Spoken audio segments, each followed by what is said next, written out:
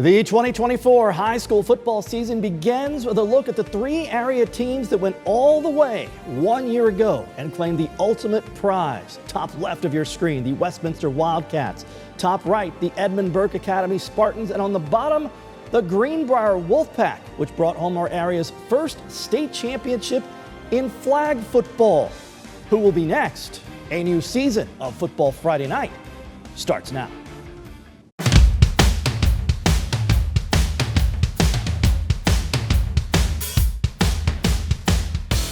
Football Friday Night is powered by McDonald's. I'm loving it.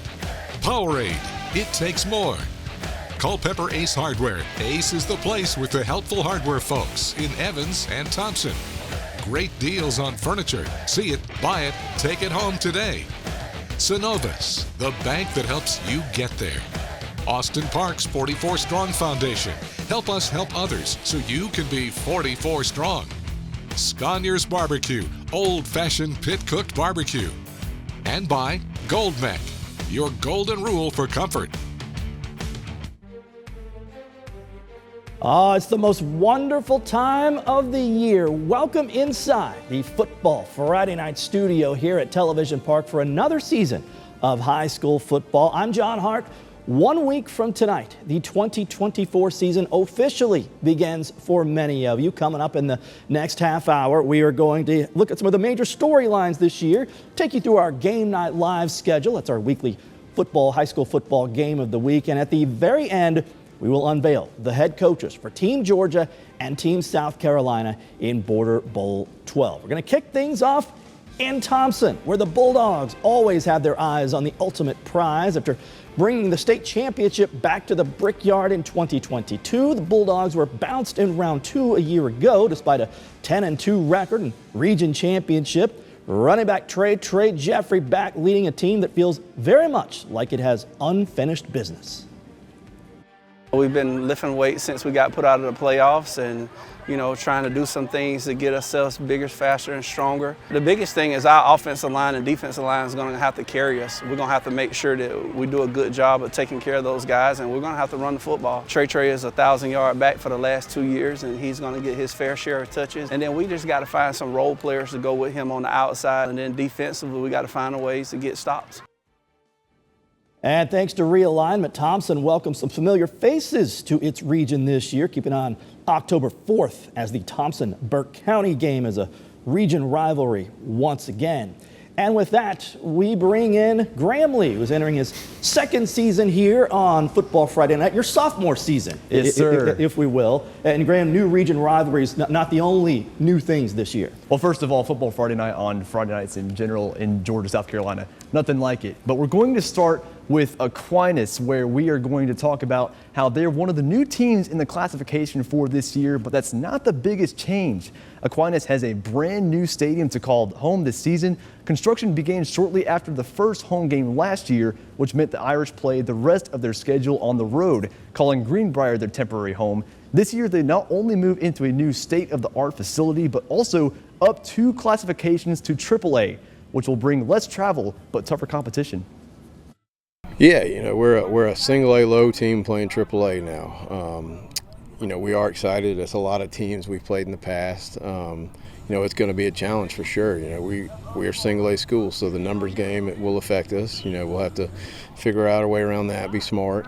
A lot of great coaches in this AAA region, a lot of guys I'm good friends with. Excited to get in the region with them, across the board for all sports. And, I think travel-wise, it's just made sense for our school, and we're excited about it. The Irish will host Bryan County for their season opener in their new stadium on August 23rd.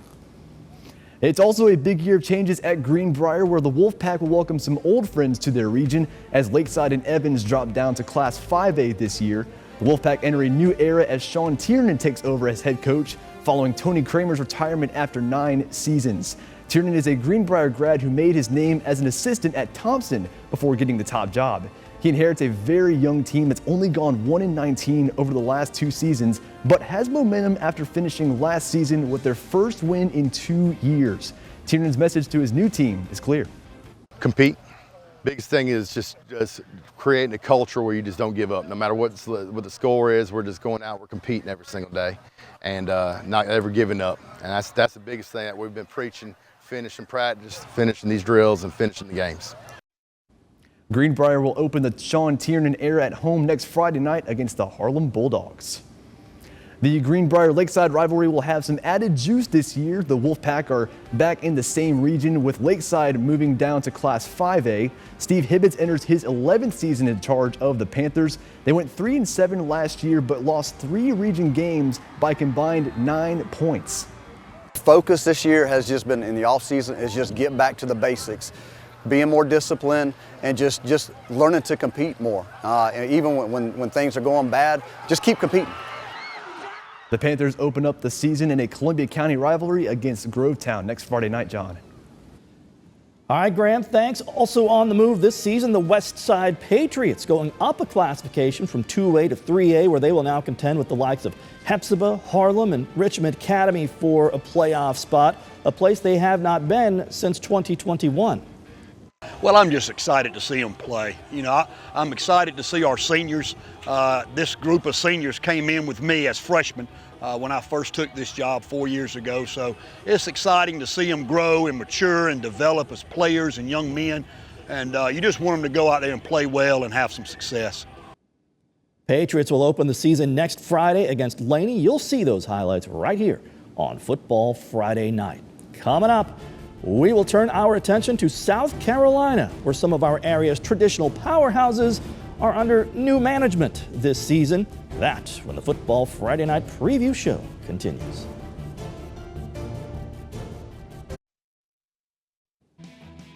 Oliver C. Dawson Stadium on the campus of South Carolina State University in Orangeburg. The goal of every high school football team in South Carolina is to be playing there for a state championship the first weekend in December. It's been a minute since one of our local teams has hoisted a South Carolina High School League state championship trophy. Saluda in 2019, the last to do it. And before that, you have to go all the way back to Williston-Elko 15 years ago in 2009. Last year, Midland Valley came close. The Mustangs' best regular season in school history, 12-1, region champs, a trip to the state quarterfinals. But it's been a off-season of change in the Valley after Coach Earl Chapman's arrest on DUI charges in February. Just this week, the school announced Chapman will not coach the team, but will remain as a teacher. Assistant Brent Dorn takes over when the Mustangs open their season at home 2 weeks from tonight against J.L. Mann. Speaking of Midland Valley, time to welcome the newest member of our Football Friday night team, Mike O'Neill. Was a member of the 2017 All-CSRA. He was an All-CSRA selection that year, I should say, with the Mustangs. A member of the 2015 Region and Upper State Championship teams before playing 4 years at cornerback for Savannah State University. His day job is actually putting together our 7 and 11 p.m. newscast, but this year he becomes the first person to appear as a player on Football Friday night and then come back as an on-air contributor on Football Friday night. Welcome, Mike O'Neill. And Mike, you used to watch this show. Every Friday night, I used to wait on it. It's a blessing and an honor to be featured on this sportscast. But let's get it started with North Augusta, where the Yellow Jackets entered their second season under Richard Bush. Bush is a graduate of North Augusta and was a long-time assistant coach there. The Jackets have not missed a playoff since 2006, and they don't plan on that streak ending this year. They start with a very difficult non-region schedule at the Brickyard in Thomson. You know, opening up in the Brickyard is going to be tough. Coach Youngblood's done a great job with that program. It's a great school, great community, a lot of pride in their program. And we know going over there, the opening the season, it's going to be tough. You know, it's a game that our guys are looking forward to. They've got it marked on their calendar. They know what they're going up against. They know the competition it's going to be, and you know we expect a great game. At Silver Bluff, a new era begins as Matt Hayes takes over the program following the departure of D'Angelo Bryant to Gray Collegiate. Hayes and Bryant were teammates at Silver Bluff, playing for the 2000 state championship team, and then serving as assistants to Al Lown on the 2001 team that made back-to-back with 30 straight wins. Hayes has also been a defensive coordinator at South Aiken and Strom Thurmond. he's ready to keep that Bulldog winning tradition at his alma mater. My style is aggressive, fast, passionate, but we got to play disciplined football. And we talk a lot in our coaches' meetings about the fundamentals, and just when you look at us, are we disciplined? And that's a huge part of success in high school. Can you do fundamentally things over and over again at a high level? And we've got great players, we really do. They're young, we don't know a lot about them, but if you can get them in the right body position, if they line up correctly, and they got good fundamentals, they're going to be really good.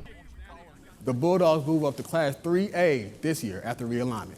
That means Silver Bluff is no longer in the same classification as arch rival Barnwell.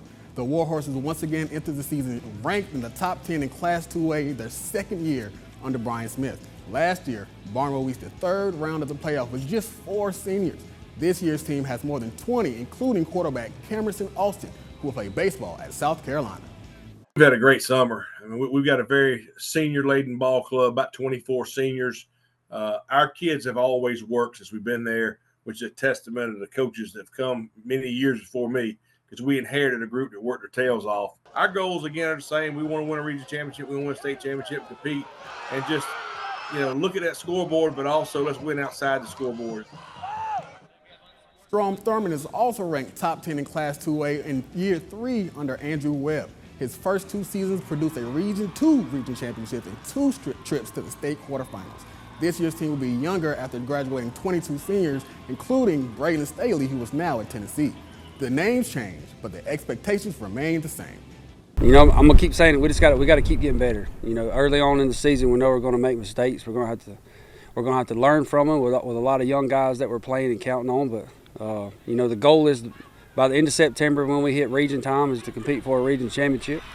And by the time we get to November, be able to make a run at a state championship. So it's going to take a lot of hard work and a lot of perseverance to keep working. All right, Mike, welcome to the team. Now to Class 4A, where Aiken will enter the season with its 3rd head coach in as many seasons. The Hornets have not won a game since September 29th, 2022. So enter Assistant Athletic Director Heath Corley, who takes over after Dwayne Garrick retired this summer. Hornets have won just 7 games over the last 7 seasons, but Corley's plan is for off-field success to translate onto the field. The biggest thing right now is we're learning how to win in life daily. We're learning how to do a lot of the little things right, and it creates good habits. Football is the ultimate team sport, and these guys have figured that out. And they figured out that stuff's going to happen. I tell them all the time, don't flinch. I mean, when things go bad, hey, you can either quit, tuck your tail and quit, or you just don't flinch and you keep your head down and lean on each other and get things done. And that's kind of what we're doing around here. Coming up 1 week from tonight, we kick off another season of Game Night Live. We bring high school football live into your living room, and we're going to set the table when the Football Friday Night Preview Show continues. Got the ball. Everybody holds their breath. Oh my goodness. From 40 yards out for the championship. And again, we'll let the crowd tell you.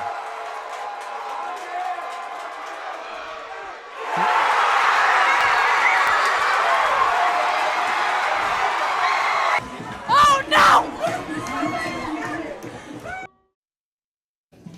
no!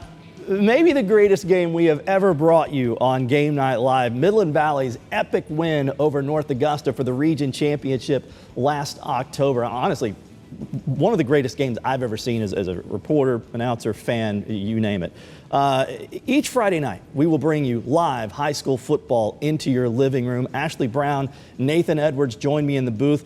Kira Goldstein works the sidelines for us. Kira has dried off from that Powerade bath last October, and she's here to take us through the 2024 schedule now. Yeah, John, I really had to turn on the jets for that one. I was scared that I was going to get doused, but you heard my scream. I made it out of the way, thank goodness. John, we've got so much in store. We have some longtime rivalries and some region showdowns on this year's Game Night Live schedule, and we'll also be visiting some places that we haven't been to in a while. It all kicks off 1 week from tonight at 7:30 p.m. over on MeTV. We kick off our season with Harlem at Greenbrier. Well, I think it's real exciting because it's the first game ever under Sean Tiernan at Greenbrier. Sean Tiernan was a Greenbrier player. He was a Greenbrier athlete, well-known, multiple sports standout. And he's been one of the best offensive coordinators in the state the last few years, winning a state title at Thomson. So a lot of excitement there. Week 2 is a showdown in the Brickyard. Well, the Brickyard is maybe the best place to play in the state. Atmosphere-wise, it's incredible. Thomson, of course, is just 2 years away from a state title. They've got one of the best returning running backs in the state, and Trey Jeffrey. I think he's due to have a huge year. And North Augusta, don't sleep on Mike Doe. Last year, he was a sophomore. Everybody was talking about all the other running backs. Mike Doe might be the sleeper in the area this year. Week 3 is South Aiken at Lakeside. I thought last year might be a breakout year for Ty Jones. He's been known more for basketball. He's a freakish athlete in terms of speed and quickness. And for South Aiken, last year the big breakout star who was the monster star in the area was Trayvon Dunbar at Midland Valley. I think Jelon Edwards might be that guy this year. For week 4, we head to a brand new stadium. I think it's going to be phenomenal. They've deserved it. A small stadium and the venue is not, but they always pack it. They've got the best passing quarterback for sure in the area in Jim Franklin. And as a matter of fact, him throwing the ball could be the difference in that one. Week 5, South Aiken at Barnwell. Barnwell's going to have their hands full with Edwards. Edwards is so good, and that's going to be a good matchup. But the key there is Barnwell's atmosphere. It's tough to go there and win. And with Ryan Smith and Cam Austin, that combo of coach and quarterback, that's going to be a good combo there. Week 6, Silver Bluff at Lincoln County. We don't know what to expect with Silver Bluff. They're replacing their coach, obviously, but also they're replacing 3 or 4 college players. And I think this is a matchup everybody's going to look at and be real excited to see. And the best player on the field, I would be shocked if it's not CJ Cricht for Lincoln County. In week 7, Lincoln County hits the road. Strom Thurmond, we talked about replacing people. They've got to replace Braylon Staley, who's at Tennessee. They've got to replace Demarius Tolan, who's another D1 receiver. And they've got to replace their starting quarterback, who is maybe the best passing quarterback in South Carolina. So with Strom Thurmond, there's a ton of question marks. I give Lincoln County maybe a slight edge in the first one. The second one, I don't know. On the road at Strom Thurmond is tough. For week 8, it's the Bulldogs in the Bear Den. Thomson is always very good. Burke County is always very good. You mentioned coaching. 2 great coaches, Franklin Stevens, who took over for Eric Parker at Burke County, didn't miss a beat. They had a lot of young players last year, so all those kids are a year older. I think that's going to be a great game. That's a game we almost circle every year. We have to do because it literally is one of the better games in the state year in and year out. Week 9, Aquinas at Harlem. Harlem's a smaller team, but they fight, and it's going to be an exciting night because Harlem is going to be presenting the state championship rings to their baseball team that night from this past spring, and a lot of those guys play football, so it's going to be they're going to be hyped up for that one for sure. And for the final 3 weeks, our flex games will give us an opportunity to show you the best matchups. We can't wait for football season. All right, Kira, coming up, we will reveal who will coach Team Georgia and Team South Carolina in Border Bowl 12 when the Football Friday Night preview continues.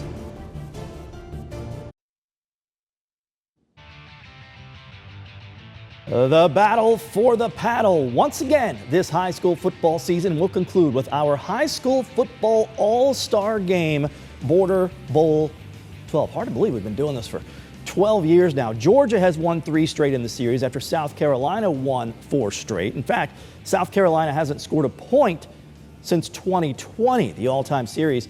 Now even at 5 apiece, and it is time to reveal the coaches for Border Bowl 12, starting with the cheer teams. Representing South Carolina will be Heather Widener, and for Georgia, it's Kayla Schnitzler and Jesse Arnold from Harlem. I tell them it's a once-in-a-lifetime experience.